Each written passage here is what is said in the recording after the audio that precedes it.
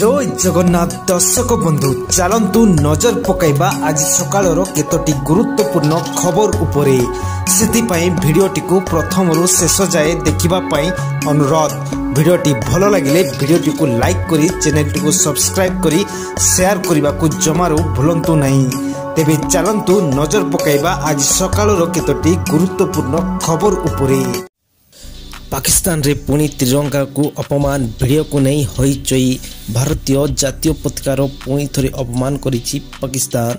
निकट में कराची स्टेडियम रो एक भिडियो भाइराल होइतला। भिडियो रे Pakistan cricket board champions trophy पूर्व कराची गद्दाफी स्टेडियम रे भारतीय जातीय पताका उत्तोलन करि नथवा स्पष्ट भाव में नजर आसितला। हेले टूर्नामेंट रो बाकी समस्त 7 दलर पताका दुस्समान होइतला। एबे पाकिस्तान रो गद्दाफी स्टेडियम रो आउ एक भिडियो सामना को आछि जहाँ पर हईचय सृष्टि होइछि। सोशल मीडिया रे भाइराल होतवा आउ एक भिडियोटी कराची रो गद्दाफी स्टेडियम रो बोली कहा जाउछि। ए भिडियो रे जड़े व्यक्ति गद्दाफी स्टेडियम रे भारतीय पताका उत्तोलन करुथवार देखा जाउछि, किंतु ए व्यक्ति भारतीय पताका को ओलटा धरछंती। परवर्ती खबर पुणी धमक देले ट्रम्प, थरिला भारतीय शेयर बाजार। अमेरिका राष्ट्रपति डोनाल्ड ट्रम्प को टैरिफ बोमा एवं एबे भारतीय शेयर बाजार को भी दहलाई देछि। पुणी थरे ट्रम्प तीनोटी बड़ सेक्टर ऑटोमोबाइल, सेमीकंडक्टर और फार्म सेक्टर उपरे 25% आमदानी कर लगाया को धमक देइछंती। हेले एही टैरिफ केउ देश उपरे लागिबो ताहा ट्रम्प स्पष्ट करनाहंती। परवर्ती खबर चैंपियंस ट्रॉफी रो लाइव मैच रे युद्ध विमान उड़ाइला पाकिस्तान। चैंपियंस ट्रॉफी 2025 आरंभ होइछि। कराची रो नेशनल बैंक स्टेडियम रे टूर्नामेंट आरंभ होइछि। पाकिस्तान एवं न्यूजीलैंड मध्य प्रथम मैच पूर्व उद्घाटन उत्सव आयोजन करा जायतिला। एही समय रे पाकिस्तान 3 प्रकार युद्ध विमान व्यवहार करी निजर शक्ति प्रदर्शन करबा पई चेष्टा करछि। परवर्ती खबर 5 दिन रे 150 कोटी क्लब रे एंट्री कला फिल्म छावा।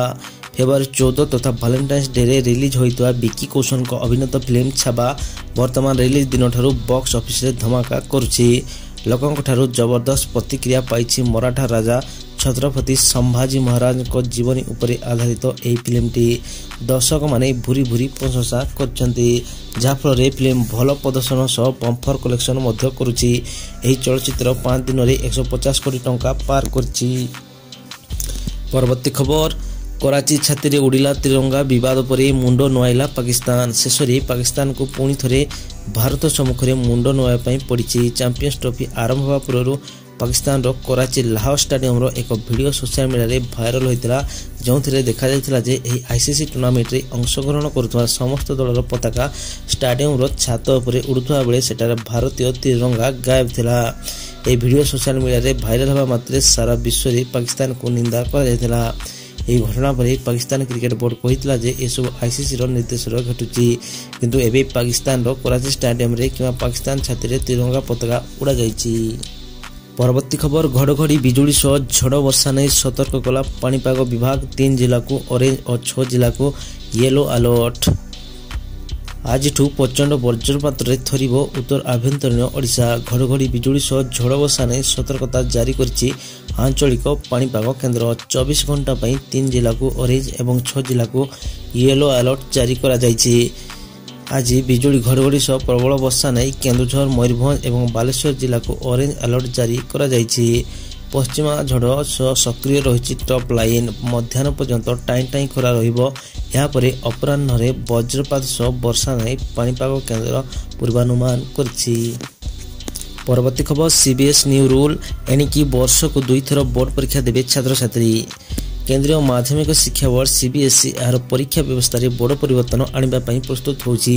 सीबीएसई निष्पत्ति नेछि जे 2026 रु 10वीं श्रेणी बोर्ड परीक्षा वर्ष को 2 थर करा जिवो। यदि कौन छात्र असुस्थ होती कि कौन कारण से परीक्षा देवार वंचित होती तेबे से पुणी थरे परीक्षा दे परिबे। परवर्ती खबर 600 परीक्षा केंद्र को लाइव देखि परिबे बोर्ड। आसंता 21 तारिख रे मैट्रिक परीक्षा मार्च 6 जाए चलिबो। तेबे परीक्षा पूर्व हेबो ड्राई रन। 600 परीक्षा केंद्र को लाइव देखि परिबे बोर्ड। इथिपाई बोर्ड कार्यालय मध्य तैयारी करा जायथिबा कंट्रोल रूम को संपूर्ण प्रस्तुत करा जायछि। परीक्षा सेंटर सुपरिटेंडेंट और ऑब्जर्वर मोबाइल व्यवहार करि परिबे। परवर्ती खबर भुवनेश्वर एम्स सीबीआई रेड नियुक्ति रे होइछि बड़ धरणर घटला। एम्स सीबीआई रेड विभिन्न पदपदवी नियुक्ति रे बड़ धरणर घटला नै जानिबाकु पाया परे भुवनेश्वर एम्स रे होइछि सीबीआई रेड। बुधवार भुवनेश्वर सीबीआई टीम पक्षरु एम्स रेड करा जाउछि। मिलिथिबा सूचना अनुसार भुवनेश्वर एम्स नियुक्ति काम नै सीबीआई रेड करछि। परवर्ती खबर चैंपियंस ट्रॉफी पाकिस्तान मैच देखिबा पई आसिलेनी पाकिस्तानी। आज ठारू पाकिस्तान रे आरंभ होइछि ICC champions trophy. Bharat match खेलबा को पाकिस्तान जिबाको मना करिया परे तुम्बी तफान करुवा पाकिस्तान बोर्ड को आज निज देश रे लोके एक बड़ झटका दैछंती।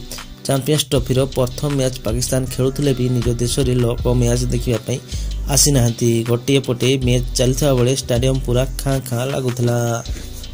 परवर्ती खबर सीधा धमक देले नेपाल गवर्नमेंट। किट विश्वविद्यालय रे जने नेपाल छात्री मृत्यु पर सारा देश उठुची पड़ुची। घटना को नहीं सबुआड़ तीव्र विरोध करा बेले ओडिशा को निंदित होगा पड़ी। घटना दिनक दिन विवाद को ठेली हो पड़ुवा बेले वर्तमान नेपाल गवर्नमेंट घटना को नहीं कड़ा आभिमुख्य प्रदान करछंती। तेबे नेपाल सरकार को द्वारा कहुई उपजुवा परिस्थिति को न्याय एवं आईनगत उपाय परिचालना न कले ओडिशा शिक्षानुष्ठान गुड़िक पढ़ा चाहूआ छात्र छात्री को नो ऑब्जेक्शन सर्टिफिकेट एनओसी बंद करदेबू। परवर्ती खबर अमेरिका विदा करुवा बेआईन भारतीयों को आश्रय देव कोस्टारिका। अमेरिका रे बेआईन भाव रहुवा विदेशी नागरिक मानक ट्रंप प्रशासन विदा करुछि। बेआईन भारतीय प्रवासी माने मध्य एथिरि अछंती। याकु नै विभिन्न महल चिंता देखा देथिबा बेले पानामा और गुएटमाला ठारे कोस्टारिका एक बड़ घोषणा करिछि। अमेरिका रहुवा भारत एवं केंद्रीय एशियार बेआईन प्रवासी मानक तांको देश ग्रहण करबा पई आग्रही अछि।